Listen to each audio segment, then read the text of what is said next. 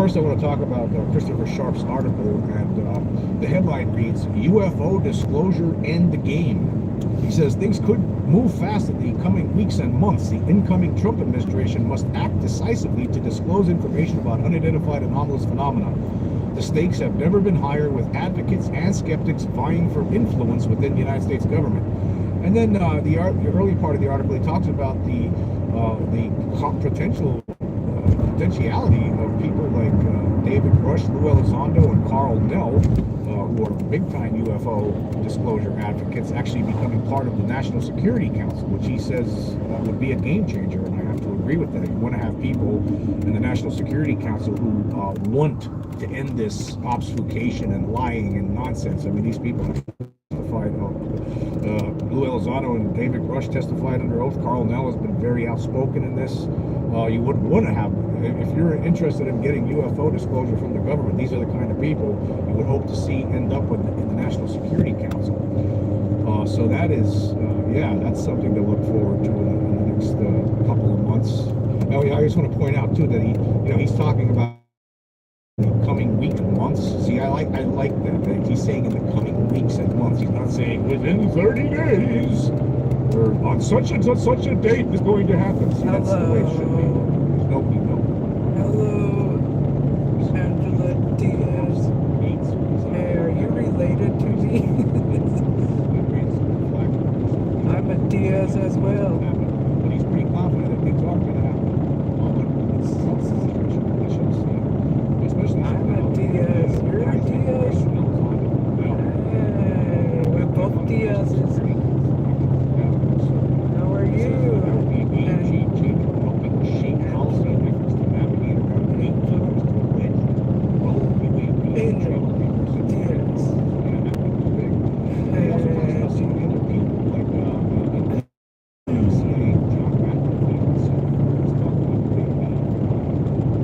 That's cool to be another Diaz. I don't know if you know.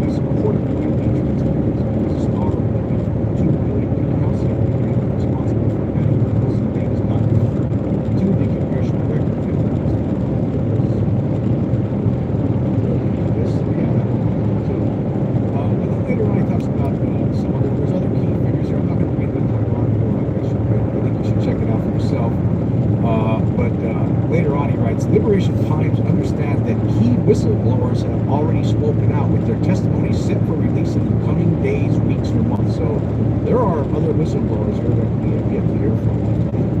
And so that's something to be looking forward to for sure in 2024. It's going to be nice to see more whistleblowers and what they have to say. And some insiders have already shed light on the potential reality of UAP and its non-human origin.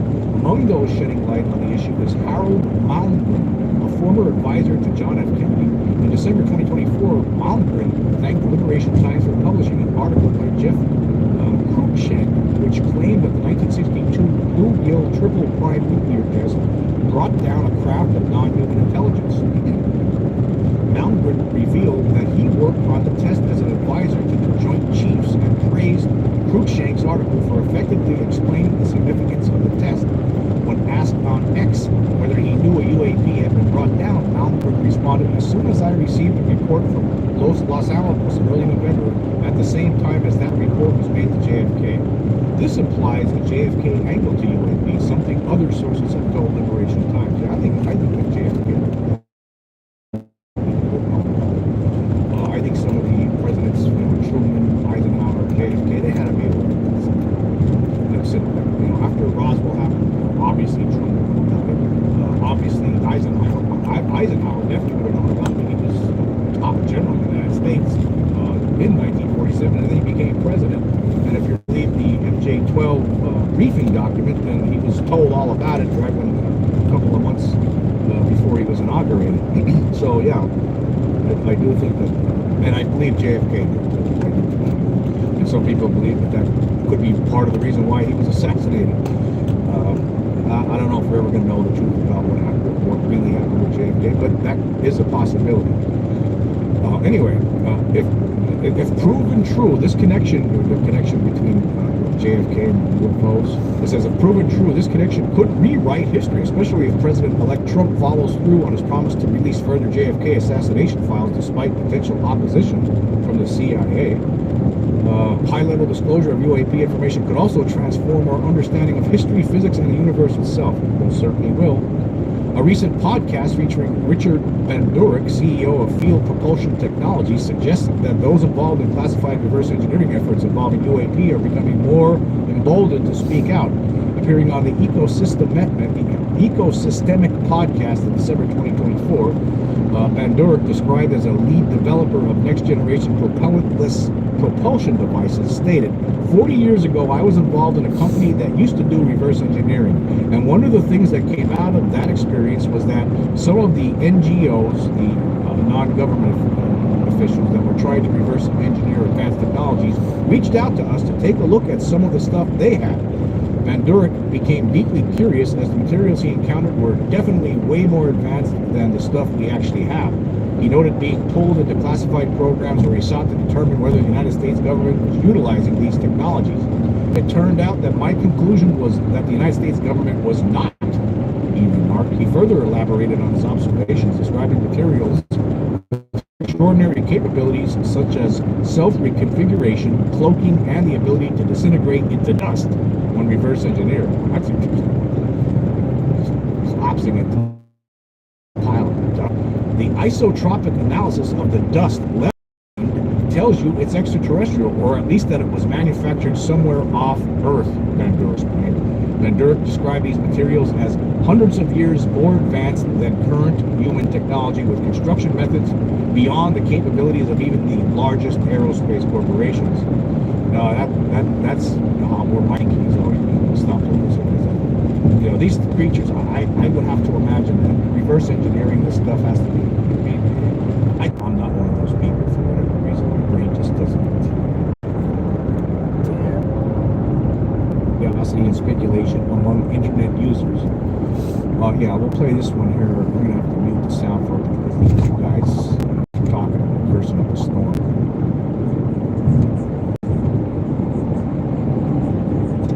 Yeah, you see the devastating fire buildings in the foreground here, in the background, devastating fire.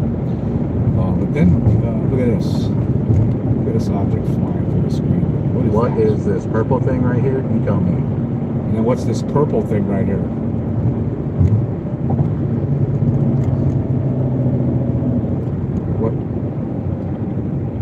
There's a weird object there floating around. Weird object here, and then another object is going to show up in a different spot. Right here. Now there's two guys, if you watch this video, they're cursing their heads off, using F-bombs on it, so that's why I have that one muted. Anyway, let's go forward. Anyway, the article continues, and it says it is not with atmospheric issues may be the cause. However, others actually argue that the presence of unidentified anomalous phenomena may be related to the event.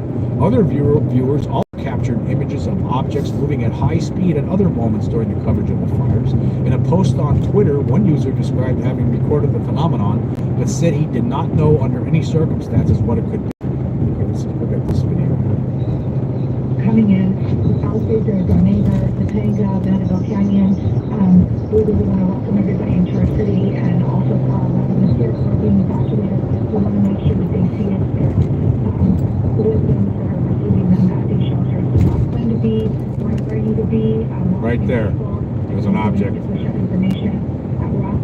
floating through the screen. What is that? It looks like it's intelligently controlled to make moves like that. It's moving around in circles. I mean, that is very, very... Make your next move with American Express Business Platinum. Earn 5 times membership rewards points on flights and prepaid hotels booked on AmexTravel.com. And with a welcome offer of 150,000 points after you spend $20,000 on purchases on the card within your first 3 months of membership, your business can soar to new heights. Terms apply. Learn more at americanexpress.com/business-platinum. Amex Business Platinum. Built for business by American Express. Go further with the American Express Business Gold Card. Earn 3 times membership rewards points on flights and prepaid hotels when you book through AmexTravel.com. Whether your destination is a business conference or a client meeting, your purchases will help you earn more points for future trips. Experience more on your travels with Amex Business Gold. Terms apply. Learn more at americanexpress.com/business-gold. Amex Business Gold Card. Built for business by American Express. Anyway, moving forward, the article says some users have also speculated that the fires may have been intentionally set and that the phenomena could have been caused by targeted weapons. While these hypotheses are more exotic, they cannot be ruled out. But before we move on to such explanations, we should explore more conventional alternatives. Indeed, we still do not know for sure what caused these events. Over time, we hope that new records will emerge and help us better understand what really happened and what is going on. Well, okay, wildfires, if you look at the history of stuff, like wildfires are something that's been picked up, they have picked up over the last few decades. There's more than ever now, worse than ever. Hurricanes, I mean, people talk about it. Some people don't like to talk about it, but the reality is that there is some kind of climate change ongoing. I mean, anybody who is as old as me, I live in Pennsylvania right now. When I was a kid growing up, I mean, it was a lot different. Like, winters were a lot colder than they are these days. Winters were a lot more snow than there is now. There's just differences that you could just, you know that there's something going on. You have to wonder too, these aliens, if it is alien, some of these things that people are seeing are aliens. I mean, this is nothing new, really. I mean, they always show up over disasters. I mean, there's how many different UFOs have been seen over all sorts of catastrophes. It's something that happens on a regular basis. I mean, it seems something that's always been going on. I mean, you have to wonder, are they recording this stuff for posterity? When you think about things like, for instance, the Ariel school incident, all those kids, those 60 kids back in 1994, back in school in Zimbabwe, during a recess, the craft lands, we've talked about this a million times, and aliens get out, and one of the aliens communicates telepathically with some of these children, and they put messages in their heads, images in their heads of destruction, fires, explosions, destruction, and it says that technology is not a good thing, basically. I don't know, that seems to be what the message was. And now we're seeing these things, we see UFOs hovering over these disasters sometimes, and are they just, who knows, maybe they're going to, use it as a cautionary tale to other planets at some point. I don't know, but maybe this is it. Maybe things are happening here and maybe it's too late. Maybe they're trying to warn us, over 30 years ago by telling those kids, hey, technology's no good. This is what's going to happen if you don't take care of it. Now, look at all the disasters that we have on a regular basis. And on top of it, we're all pointing nuclear missiles at each other. And things can happen. There's wars right now. People are dying. We're killing ourselves all the time. Are they concerned about us, or are they just recording the destruction for historical purposes that they can throw it in their record books later on? Who knows? But it's possible. Some of these things, I mean, that one object was moving around. That looked pretty strange. That did not look like, it looked like it was intelligently controlled. That's what it looked like to me. But it doesn't make me right. I'm sure that other people could look at this, other experts. You can't trust the debunkers. They're always going to tell you it's always going to be completely one-sided with them. They'll always have an explanation. You need to have people who have open minds, experts with open minds, to look at these things and tell us whether there's something out of place here or something that doesn't make sense. That's what we need. Okay, now I want to get into this new segment that it's going to be a recurring segment every once in a while when needed. It's not going to happen all the time, but it's going to be a new little segment, and I want to do this because, I take great pleasure in certain things that I do, and some of the stuff I don't really talk about on the show, but I'm going to start every once in a while. I get a lot of great comments from a lot of people. I would have to say well over 90% of the comments are very welcome. I love reading the comments from people. Sometimes I get great stories from people about some of their experiences. But every now and then you get the troll, right? You get a troll that sends you a comment, and sometimes they're pretty bad, and they're so stupid sometimes. I was like, I can't have this person comment on Spotify or YouTube. This is trolling. There's nothing here. It's not even funny half the time. It's stupid, and so I end up having to block them. Every once in a while, somebody comes out of the woodwork and it's okay, well, unfortunately, I have to block this person. Okay, and that happened just recently, within the past week. There was a comment that came on Spotify, and I had to block this person because it was just so dumb. I couldn't. It's like, I'm not going to just give this person a comment anymore because he didn't have anything good to say. I mean, I don't mind constructive criticism, right? But I don't like comments like this. This was from some guy named Donnie McCormick 84. He said, and he wrote, "The government won't respond to you because you're a blanking moron." And what he's talking about there, he's talking about the letter that I had sent to the Pentagon last June, on June 11th, where I laid out the entire Vegas alien case for them with links and images and said, hey, this is real. Obviously, I was hoping to get a response from them, and they never responded. And I was talking about it in a recent episode, and then this Donnie McCormick 84 responded. I mean, that's trolling. The government, okay, there's nothing here, there's nothing qualified. This is just internet nonsense, internet trolling. So I take great pleasure a lot of times when I do get comments like this in blocking that person from ever commenting again. So with that in mind, I created this new little segment. It's called Cornfield of Pure Idiocy. And this today is going to be the first episode. And here's the, I actually created a little bumper to start us off here. Welcome to another episode of Cornfield of Pure Idiocy.